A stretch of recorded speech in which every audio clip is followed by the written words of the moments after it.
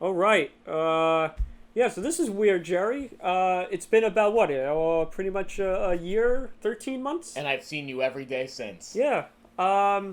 First things first. If the recording sounds weird, we've actually downgraded. Well, I don't want to say downgraded, but we've fixed some of the audio issues, or we're trying to what's the word? We fixed the equipment. So There was an uptick in recording quality, yeah. and then we had to bring back the cases of having lower shitty quality. Yeah. So we hope you enjoy. So we're recording on a portable recorder because the original plan was to take the podcast on the road about a year ago, and then that didn't happen because of life and things. But we're back, and we're going to try to bring you some wholesome interviews and some topics. This is how it's probably going to go for the foreseeable future. Me and Gerry are going to be interviewing or talking, just bullshitting, and then we'll go into a topic if something happens. And then maybe once or twice a month we'll have a guest or an interview on the topic. But the problem was last time we tried to take things a little too seriously and grow a little too fast. And then we fizzled out at the November interview with Larry Sharp in 2018. Yeah, we just pulled out. We legit we grew so big, and then we couldn't figure out how to maintain I guess the bubble. So the Right. bubble burst, and we went away for a year. Within that year, Jerry's been through 60 jobs already. 70. Get it other- right, Christian. Yeah, and other things. But yeah, so I mean, I'm still struggling. You know, a lot of stuff's happened within the year, and personal stuff. But let's not get into that. So I'm still looking for a job, and it's been frustrating. So today I wanted to talk to Gerry, since Jerry's the king of job interviews. I get a job once a day. Yeah, he literally gets a job once a week. Jerry's on a freaking job Once an interview. hour. Yeah, once an hour. He gets one once an hour. So I figured we should talk about our shittiest experience in job interviews, most ridiculous job interviews, and the big question that I have been struggling with for the past, I want to say, year, is the interview process as it is now broken, and should it improve for modern day potential employees, as in millennials and different people and different generational groups? Because I feel like some of the aspects of the job interviews hasn't changed since the dawn of the internet. It's been the same thing for the past 20 years, 30 years, and it really hasn't grown. And some of the reason why I thought about it is because some of my frustrations through job interviews of itself. But that's the question for the end. Question now, Gerry, for you is, you've been on thousands of interviews over the past, since I've known you, since 2010, for the past 10 years. What are some of the more ridiculous interviews where you left the interview and you said to yourself, oh my God, that was the worst interview I've ever been on? Not necessarily how you performed, but basically how you were treated in the interview. But full disclaimer first, we're not naming any names. We're not dropping any type of we're not naming companies or people, just to save face for you and me, just so we're not getting in trouble. If any other potential future employers listen to this, we don't want to get ourselves in trouble and then not get any jobs, and then shit happens. So anyway, with my question, Gerry, what are some of the interviews you left saying to yourself, what the fuck? Well, when I interviewed with Caputo Collective in 2018, no, Caputo Collective, no. There was just this arrogant asshole, and it wasn't Christian. It was this other guy named Gerard Uselli, and then interview over. I haven't interviewed since. He's been lying to you this entire time. So you're not Gerard. I'm the real Gerry. Oh, God. So, no, but that damn Caputo Collective, always ruining things. But no, but seriously, I know there have been job interviews that you've been on, that you've told me, that have been wow, I can't believe they talked to me like that or treated me like that. Well, I had one employer that I was interviewing for. It was a big job that I was going for, second in command position in the nonprofit world. And not to name the organization, but they pretty much told me within the third and final round interview, we feel more comfortable hiring a woman than a man, right to my face, as See, they now, said it to me. And I'm looking at it like, okay, of course there's the essence of inclusion. It's an important trait to ensure that everyone gets a fair shot. I'm one to understand it. I'm one to offer opportunities as they come my way myself. But to just say it so bluntly to somebody else who may have qualifications for the job, and not even to toot my own horn for anything, but still at the same time, like, what you can't be so overt about that. That could change people's perspectives as far as their self-esteem, their confidence, and how they feel going into things.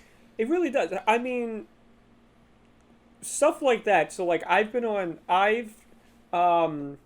emails back where I'm like, hey, I know like we weren't a good fit, and the generic email that everybody gets is, hey, you're not a good fit, or you don't line up with what we're looking for in terms of experience, or you don't fit the culture. The second one basically falls under you, where I've sent out emails where I'm like, hey, how can I have improved? What areas can I improve on in order to be a better asset in the future? And it's either no answer, or they won't answer you due to, I guess, liability, or they don't want to get sued. But for you, they told you that because you're not a woman, they want to hire a woman. That in any other circumstances, if you were any other person, you would be like, well, this is discriminatory. Right. This is, I wouldn't say sexist, because that's not. I wouldn't even go that Yeah. far considering. But because it is a reputable organization. The thing is you'd sit there and you would be like, if you were any other person, you'd be like, oh well, I'm going to sue because they're discriminating against me. So I mean, that's definitely a shocker, and I don't think you told me that one. That one's. That was about 4 years ago. Yeah. So for me, since we'll bounce back and forth. Yeah. So for me, one of the most insane interviews I was on. This was an insane one. This happened earlier this year. So I got a phone call from a place, and it was a big place. It was a reputable place, and I talked to them on the phone, and the guy was really nice to me. He was really building me up as somebody that they would definitely would want to hire, and saying, hey, I support you. This is great. You sound really good. You sound like you've had a lot of experience. So he's like, hey, let's meet up. Let's come in for an interview. You can meet the team, and then we'll interview. You'll be interviewed by 2 people. Okay. So I set up the interview. I wear my best suit, because you gotta look good for the interview. I get a nice haircut. I go in. It's about 10 in the morning. I go in, and I recognize the place. I used to shop at this place when I used to go away on vacations. Yeah, you looked great. Yeah, I know, right? So just doing different things on vacation. So I walk in. I have the interview, and I interview with this woman. This woman's asking me all different types of questions, and I'm answering them like spitfire, like, hey, this, I could do this, I've done this, I've worked at this company, I've helped this company out. So this other guy walks in, and you could tell there's like something wrong with him. He's sweating, he's like, there's beads are coming down his face. So he like sits down, and he's breathing heavy, and he looks at me, he grabs the resume, and he looks at me, and he's reading the resume, and he interrupts her to ask me a question. Now, I do marketing, so I do a lot of Google AdWords, and on the resume, thanks to Gerry told me, hey, if you put statistics and different numerical things on your resume, it'll stand out because it will show some accomplishments that you were on, which was good advice from you. So for me, what I put down was, hey, I got this amount from this campaign, and it was a company record. So the guy dryly looks at me and asks me and goes, why do you think that this is an accomplishment? Yes, and I remember this situation pretty well. And I was taken aback by it. I said, well, it's an accomplishment because it's a company record. Right. I said, the company that I worked for was rather new.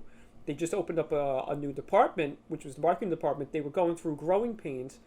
And when I came in there, I helped grow them. And this was a big accomplishment and something that I was very proud of. And he goes, under no circumstances is this a good record. He's like you can't you can't do this, blah blah blah. He's basically dressing me down, telling me how much I suck in an interview.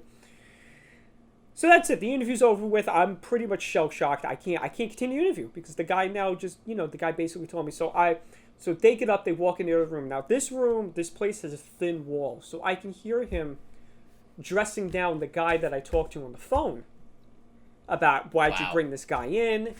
He sucks and blah blah blah blah blah. So I walk out and I look at him and I basically gave him the look like, hey, look, I heard everything that you said. And the guy that talked to me on the phone was like drastically apologizing to me, saying, hey, look, I'm sorry. Very unprofessional blah, on blah, his blah. end. I'm very sorry that this happened, blah, blah, blah. So we left on good terms. I still keep in touch with the guy that was very nice to me.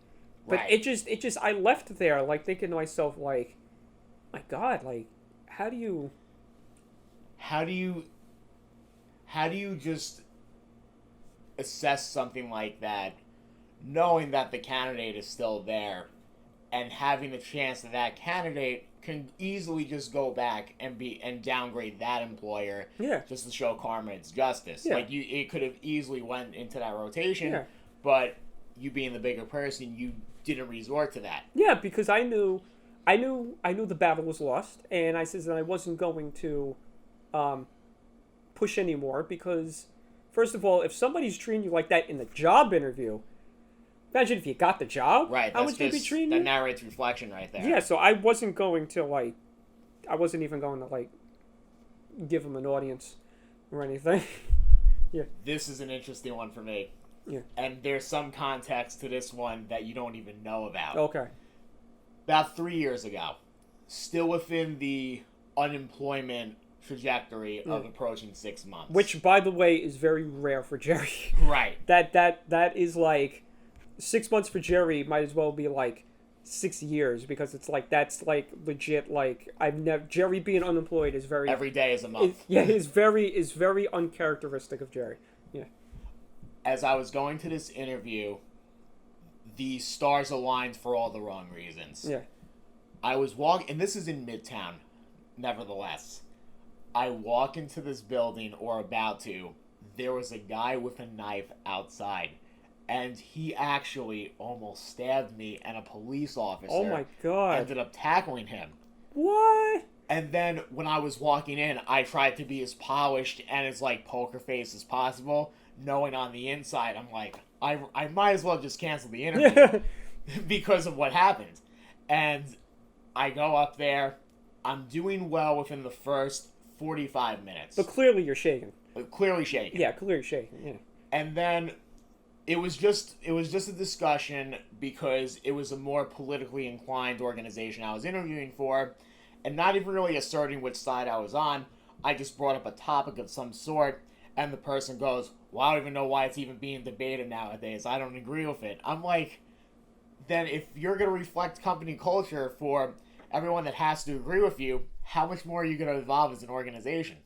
Yeah, that's... So the topic you were talking about was related to the company. Right. So you were asking them, like, the general question about, like, oh, what's your goal for, like, the year? And then it added to one point, which I brought up, and he's like, oh, I don't even know why, like, it's being brought up nowadays. It's stupid to even, like, bring it up. That's very weird. This question, I don't know if this is, like, a very blurred line, but it's like, what do you feel comfortable in an interview? Do you feel like you're more comfortable with, like, a male interviewer or, like, a female interviewer? Doesn't matter. Doesn't matter? Doesn't matter to me particularly. Yeah. I don't know. I think it varies. Yeah. Age to me sometimes matters. Age, yeah. I mean, if you're the interviewer, for me, if the person is very flexible, as in like they talk to you before, or or you can joke around with something, and they're very loose, I find with anybody, I find like they interview better. Of course. For me, I feel like if I'm a little loose and I'm able to like flex my personality wings or my personality muscles in an interview. Sponsored by Red Bull. Yeah, sponsored by Red Bull. Yeah. Hashtag naming companies. Red Bull. So yeah, for me, this is one that happened 2 years ago, and ridiculous. And I told I told you this. I told like our friend David this. I walked. It was the hottest day of the year. I mean, like, hot. And I'm wearing the suit. And already you wear a suit in the heat. And it still looks good on you. You still looks good on you. You're wearing it right now. Yeah, I'm wearing it right now. You're miserable. You're hot. You're miserable.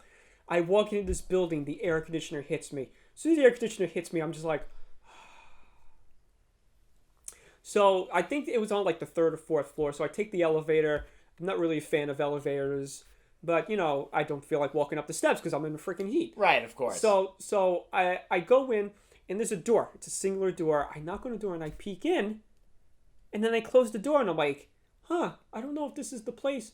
I take the elevator back down, walk outside, check the number, walk back and walk up to the 3rd floor. Now, I walk in, and it's just one long table, kind of like the table that we're at now. But from that wall, you people can't see it, but I mean, just for context for Jerry, it's by the wall about here. And people are sitting there on their laptops. And there's a small, where the wall is over there, small round table of chairs.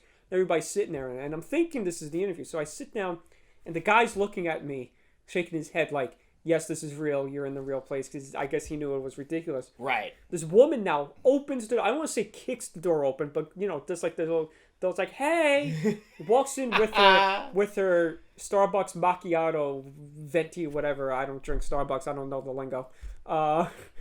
And her frozen latte, and she proceeds iced tea. Iced tea. She proceeds to interview the people, right? But in front of the other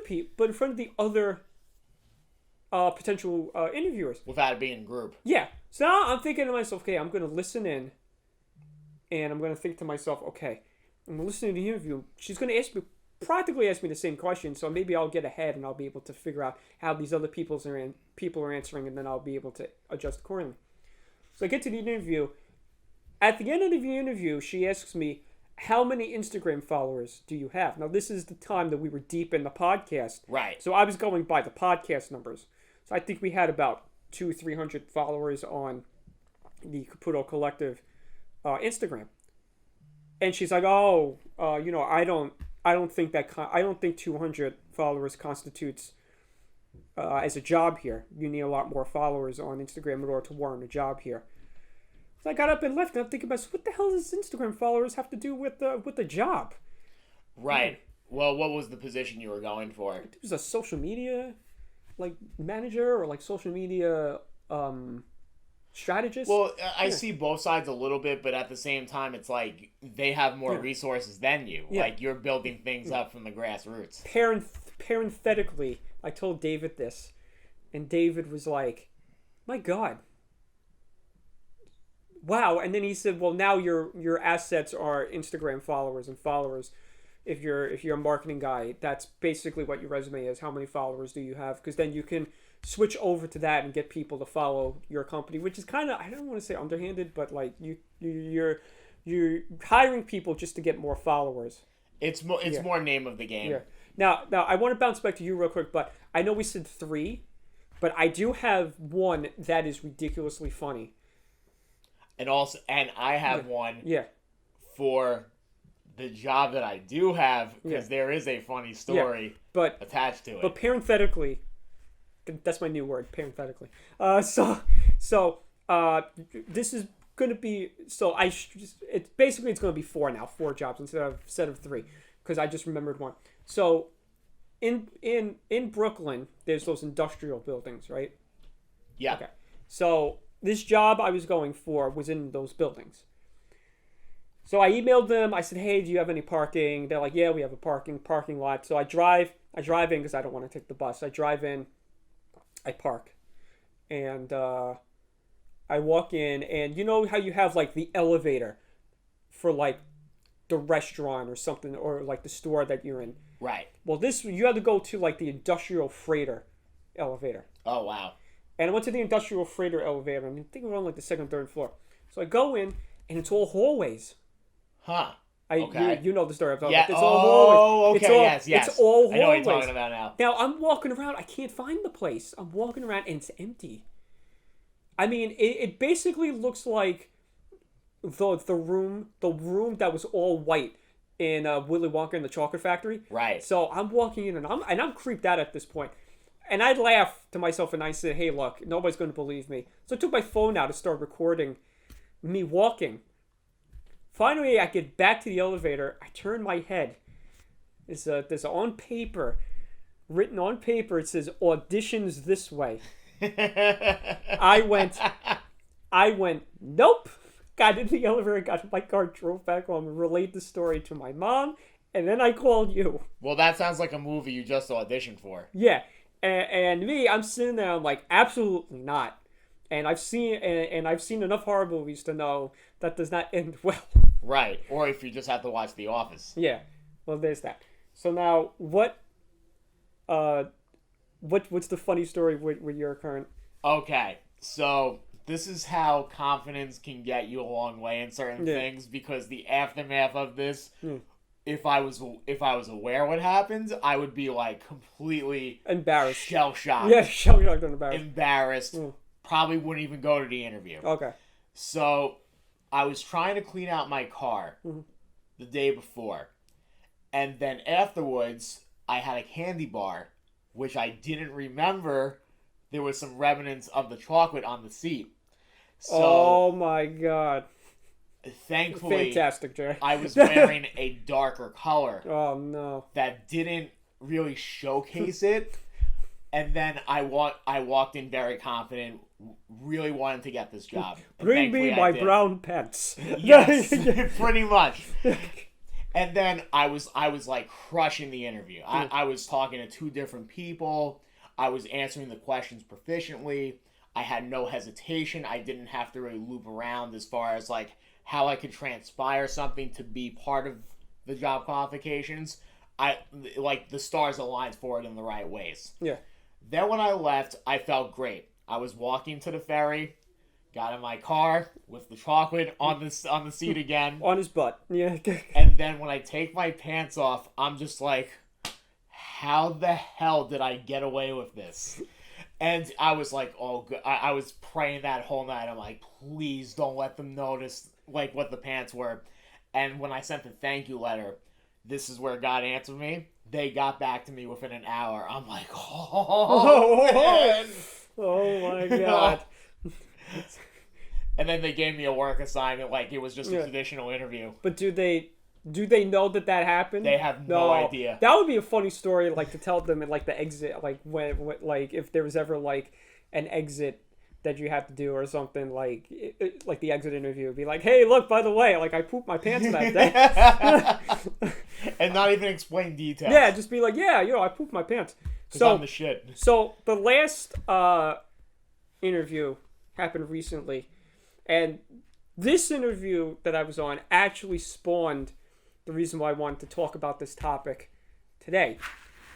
This is the job. This was, for anybody that knows me, this is the job. The job I want. It had nothing to do with marketing. That's all I'm going to say, so I don't tell who the company is. But this is it. This is the job. Abercrombie and Fitch sales clerk. Yeah, Abercrombie and Fitch sales clerk. So, this is a referral. So not only is this a referral, it's not only is this an interview, a sheer dumb luck interview. This is a referral. So I have the phone interview. Now I'm not taking the interview seriously at first because I'm like, look, I've been on 10,000 phone interviews. Where the hell is this going to go? Right. At the end of the interview, hey, come in. So this happened in March of 2020. So everybody, before I continue the story, everybody knows where this is going to go. We're in New York. Right. This is March of 2020. So I go into the in-person interview. I am killing this interview. Like you would know I'm the murderer because I am just killing this interview. I am on the top of my game. They give me the tour of the whole building. That's always a great sign. And I'm sitting there, I'm like, they're giving me the tour. This is great. I am the man. I am the man. This is the most confident that I've been in a long time. I am the man. I leave the interview. I am just taller than a freaking Andre the Skyscraper. Giant. Like Andre the Giant's 7'3". I'm taller than him. I'm walking around. I'm a BMF. I'm a bad mother. You know. I'm just. Hey. So I send him the thank you letter. About an hour later, they get back to me and they're like, "Hey, we want to set you up for a third interview." And I'm like, "This is bad mother F. I am effing gonna do this shit." I'm looking myself in the mirror. I'm like, "You are the effing man. You are gonna do this. You are gonna break the mold. You're gonna prove everybody wrong." Blah, blah, blah. 2 days go by. I get an email back. They go, "Hey, COVID's looking pretty bad. So let's just do a phone interview." Right. I'm like, I don't freaking care. I'm a bad mother effer. Blah blah blah. Let's do this shit. Let's do this shit. I am the man. I am the man. Right. This is on a Tuesday now. Yeah. I'm sitting in my back room waiting for the phone call. The phone call doesn't come. So I email them. I'm like, what's going on? Blah, blah. Do you still think I'm a bad Do you still think I'm a bad mother? So they go, "Hey, it's getting really crazy here. Let's reschedule it for the next week." So I'm like, "Okay, look, we'll reschedule it for the next week, whatever." Then the announcement, we're shutting the city down. Right. And I'm like, "No, my God, no." So I email them, and they're like, "Hey, look, when the whole thing's done with, we'll circle back." So I'm keeping in touch with them April, May, June. I'm Practically bi-weekly. I'm bi-weekly and emailing, "Hey, I'm safe. I hope you're safe. I hope your staff is doing good. Hey, look, everything's fine. I'm fine. All my family members fine. I'm one of the lucky people that didn't get it." Blah, blah, blah. So my friend who referred me is like, "Hey, they're gonna get in contact with you on this day." Like, "Yeah, I'm a bad mother. I'm a bad mother. I'm a bad mother." So the interview comes. Now, there's a story within the interview now that happens. Oh boy. So now I'm sitting in my screen house. I'm ready for the interview. Now my cable box isn't working. So now we got the cable guy in working on the cable. And I'm like, "Okay, I'll sit outside. It's nice out. I got some fresh air. The birds are chirping. We're great. I'm nice. I'm comfortable." Jerry's not here. Jerry's not here. He doesn't have to bother me. He doesn't have to make stupid faces at me. So we it's 1:00. The interview's at 1:30. I'm psyching myself up. I'm listening to music. I'm listening to like every freaking heavy metal music to get me like jacked. Jefferson So Starship. all of a sudden, yeah, Justin. So all of a sudden, I hear a noise, and it's my dad's friend mowing my lawn. I'm like, "Oh my God!" Now he takes forever. He's going to take an hour. Right. So I'm running around the house. "Oh my God!" Ah! So my mom goes, "Go into the car and drive somewhere. Drive in the corner somewhere and take the interview." So I go in the car. I drive to the corner in that back area near Jimmy's house. Right. So I'm sitting there. I'm under a tree. I'm good. Okay. I take the interview. Bad mama, bad mother. So I'm done with the interview. Another week goes by, nothing. I keep interviewing. I keep in touch with them. I'm like, "Hey, look, this is what I can do for you. I'm texting you, Gerry. Give me some good, give me some good buzzwords, Gerry. I want this thing." I'm emailing them once a week. And finally, the last week of August, I emailed them. They're like, "Hey, you're gonna hear something Friday." But the email said Friday if you move on in the interview process. Yeah. Then I went, "Oh, I'm not a bad motherfucker." And I'm like, "Oh boy, this does not sound good." Right. So Friday hits, some driving, and I get an automated email response from the website saying, "Hey, we moved on to other candidates. You didn't fit." I lose my collect because it's 6 months. It's from March until August. It's 6 months. Even if it came from the email itself of the human resources director, that's one thing. It's like, all right, fine. I guess I'm not a bad motherfucker. Yeah. So now, me being a bad motherfucker, thinking I have to salvage this somehow, I write them a very nice email thanking them for their hospitality. "Look, you guys were nothing but great for me. I want to thank you for being patient with me during COVID, and just you guys are great. I hope we cross paths again." Right. But I want emphasis with but. I did tell them how my my displeasement or my frustrations with the process, saying, hey, I feel like 3 interviews really doesn't show you exactly if I can do the job or not. You should come in. I should come in and do a test. Give me something like you said about your job, how they gave you like an assessment. I feel like, hey, you should assess me for my skills, not for my resume and how I talk. Right. Because sometimes, you know me, I mumble my words. I can't really get the words out sometimes that I want to say. And I feel like, look, well, she was on vacation. I got that bounce back email. Hey, I'm on vacation. I never heard back from them. But, just from selfish reasons, I was like, hey, look, I had to send this email because it'd make myself feel better. There's a sense of justifiability behind it. And then on the other side, I was like, hey, I'm trying to push for this job and I really want it. So whatever. So I'm going to just try again next year probably. I'm going to regroup. I'm going to do this. So now, did we get on a 4th one with you or? A 4th one? Yeah. A 4th? Get back to me on that because I gave 3 so far. So, well, I guess we'll end it with a funny one if you can think of a funny one. So that interview made me think, well, how should the interview process change? In 2020, Gerry, do you feel that the interview process is I don't want to say flawed, but needs to evolve? Because I see a lot of people on LinkedIn talking about how the interview process from a recruiter standpoint, from a recruiter standpoint, is justifiably not up to date with 2020. I'm just gonna say this flat and simple: every round needs to be skills oriented. Yeah, just my opinion. Yeah, let's say you give someone 2 rounds, you give that you do maybe a 15 to 20 minute conversation. That's me. Then you do a percentage of that. Then that's 15 to 20% of the interview. Yeah. Rest of it, assessment. Yeah. And then it's just in case if that person fluked on the actual assessment, give them another one to do, 2 rounds only, and then that's the final confirmation there. You average it out, you see who's the best candidate for the job. Yeah, because especially to your point, I feel like, if you're taught, so the first round interview should be just your resume and talking about, hey, this is what I did, and just for the company to see at least, hey, look, maybe this guy's what we want, because you want to vet people. You don't want to just.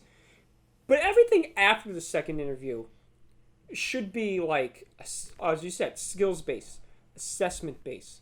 Can you do this? Because I feel like, look, you're doing an interview, and then you're doing another interview with another separate person that's maybe conflicted with the person that you talked to first. Yes. So I feel like it should be one person should be in charge of the interview, and then fillet it out to like skills assessment, because we live in 2020.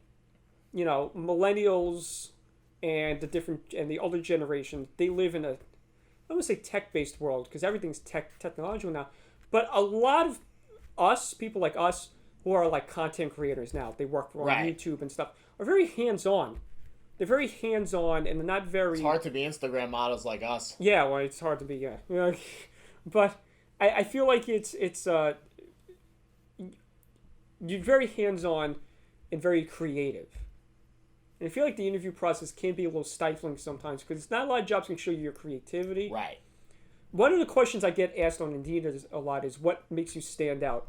Yeah. And I usually say, hey, look, I combine my skills as a filmmaker with my skills, with my marketing skills, to bring a unique perspective to whatever task I'm given. Because maybe a campaign you want to do won't necessarily work with a text base, but a video would be better. Right. Of course, I'm a filmmaker, so I would, video is my expertise. A lot of people don't like that. I don't know why, but I feel like that is definitely something that needs to improve. I try to copyright mine into a series of 10 words or less that just has the buzz on that statement. The best one that I did on Indeed, and I was like, wow, this is great. So you know those poems that you do for like your name? Right. So, like G is for you. G is for grateful. Yeah. E is for whatever. Someone asked me to do that, and I was like, wow, what a what an interesting way to like for like a personality test. Like how Yeah. do you feel about yourself? Like C is for charismatic. I put down like, Right. or creative or. I thought that was really interesting. One of the things that I definitely think that needs to change, I think you would agree with me, is when you fail an interview and they move on to other candidates. Yeah. I feel like a lot of jobs are very scared of being sued. That's true. And the thing is, for me, it's like, hey, look, I wasn't a good pick for you, but could you tell me what skills and what areas I can improve in so I could be a better asset for a future interview? I agree with that completely. And they don't want to answer it. I've been privileged enough Yeah. to have 5 people tell me specific things. Yeah. 2 of them completely shut me down. Yeah. After like interviewing me, they're like, "Oh, you're just not there yet. You need a lot to work on." Yeah, but what? But what do you need to work on? That's the thing. It was just like skill sets related to the job at the time. Well, I'm all for interviews. Now, people are going to be like, that's ridiculous, but I'm all for, if you're on an interview, let's say you're on the second round, like you sign a contract saying like, hey, you know, we're going to tell you exactly what skills you need to improve. You just can't sue us. Right. Which is fine. I Yeah. mean, I'd be great unless you're telling them like, oh, we're discriminating you because of your skin color, which is utterly ridiculous. It's 2020. I don't understand why you would do that, or your sexual orientation. Ridiculous. Right. For doing something like that. It's more based on skills. You don't have enough experience in this. Improve on this. So now I could go back and go, okay, I need to improve on this to become a better asset for a future employer that wants to hire me. And I just feel like that doesn't go over in the interview. Well, speaking of funny interview advice, on my last one, Yes. I was interviewing for a more children's-based organization that was like influenced by poverty and just like their mission being aligned towards getting people out of poverty throughout the country. Mm-hmm. So they wanted this in the interview round. So it wasn't like an idea I just came up with myself. They wanted to see some sort of like artistic poetry or any sort of like musicality involved in your interview. And as soon as Gerry heard music, I started, it was the first round interview. I came up with something that was really resonating with the mission. you started rapping. I rapped for 30 seconds, and by the way they reacted to me, they just looked at me, they're like, we're moving you on to the final round. Yeah, I mean, how do you not move on like that? And then the final round was interesting because you ever have those times where you gave it your all, but it just wasn't good enough? Yeah. I was like fighting tooth and nail. Yeah. Like I was going full-fledged, showing that I've researched the company and on like different scenario-based presentation skills, and like I was showing them like, hey, I invested my time to look into you guys, but at the same time, based on the other candidates who they put through, I was beat out by 2 people in the final round. Here's 2 last questions, and then we'll close out. 1. When you look up on job ads online, what is one thing that you'd be like, oh, this is something I want to put in for, and then there's a line in it that totally turns you off and goes, Consultant base. Well, yeah. So like, and then there's another one that it's like, what don't you care about? So for example, for me, what I don't care about is on the bottom when they go, oh, we have perks, we have an arcade, or we have free food on Saturdays, or not Saturdays, like free pizza Fridays, and dress down in a bear costume, Gerry, Right. Or in a banana costume on Friday. I don't care about that. I don't care about the perks. Like, don't. It's those perks I don't care about. When you're working in the environment, you start to care less and less about actually celebrating those things, because in those moments, unless things are going relatively well and you're just maintaining work, then okay, you could probably utilize those events to build a bigger brand around it. But then, like, if they're just saying them and doing it like a half-assed job on it, it doesn't make sense to just glorify those particular assets to why you should work for the organization. Yeah, I mean, like, I get it. So, like, I did an internship where, hey, look, you're an intern, so what do you want for lunch? We'll pay for it. But that was the whole. That was the whole. Right. That was the whole. That was the whole company did that. They paid for your lunch, and that's how I was introduced to Seamless, Yeah. which is great. I mean, that didn't really care if that wasn't really an issue. You're gonna pay like free. But when you go like, hey, like we guarantee you that we have like an arcade and you could play the arcade, or like, hey, this pizza fry. I don't care about that. Like, that's Because not it's enticing just part me. of the budget. It's Part no, of their it's individual budget. It's you're trying to lure me. I think you're trying to lure me in the full sense of things like, oh, I want to work here. Look how thrifty they are, and then yeah, but it's not it. But what? So like consultant, like that turns you off when they say like consultant based. Consultant part-time, and then they don't promote it in the header of it, and it's just like you read on the bottom, then they kind of like they don't tell you how many hours particularly that they're willing to pay you for. You know what drives me nuts? When this is on Indeed. So when you put in for a job and it says, and they start, and in the job when you're filling out the job application, they start asking you questions. Yeah. Not like, oh, where you live, blah, blah, blah, blah, where it's like interview questions in the job applications that you got to fill out. It turns me off right away. I sit there and I go, just interview me. If you're interested in me, why do I have to pre-interview?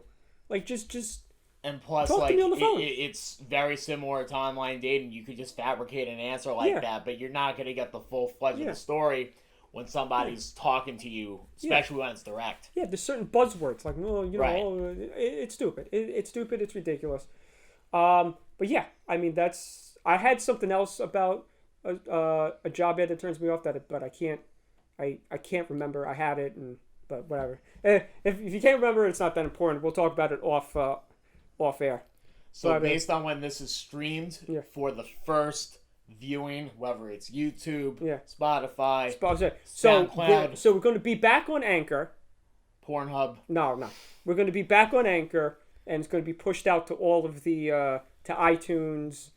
We're going to be on YouTube. So YouTube, if you've had similar interview experiences, tell us your worst interview experience. Like the video, comment, share it, so we get the algorithm going again on the Caputo Collective YouTube page. Pretty soon, I'll be putting out more content on other YouTube channels that I don't want to promote just yet.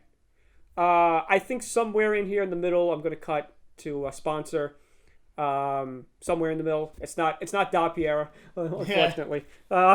So this is great. I think this was a successful reboot. I would say so. Yeah. So again, tell us what your best and worst interviews, your most ridiculous interviews, your turn-ons, your turn-offs for interviews, things like that in the comments. We would love to read them, and we'll read them on air next time. We won't copy and paste from Glassdoor. We won't name the people on we won't name the YouTube pages if it gets like really ridiculous. Like if you're talking about like actual people, we'll do whatever. But so next time, I don't know what the next episode's going to be, if we have a guest or not, if we're going to do another topic based. I don't have Facebook anymore. I don't have Instagram anymore. So just harass me. Jerry's in charge of the Collective Podcast page now. God bless you. So you can find Gerry on Gerard Uselli on Facebook. Maybe he'll accept your friend request. I don't know. Like the page, it's the Collective Podcast on Facebook. There you go. And that's it, guys. So from us here at the Collective Podcast, Gerry, myself, and Gerard Uselli. Good job. Good job, guys. We'll see you next time.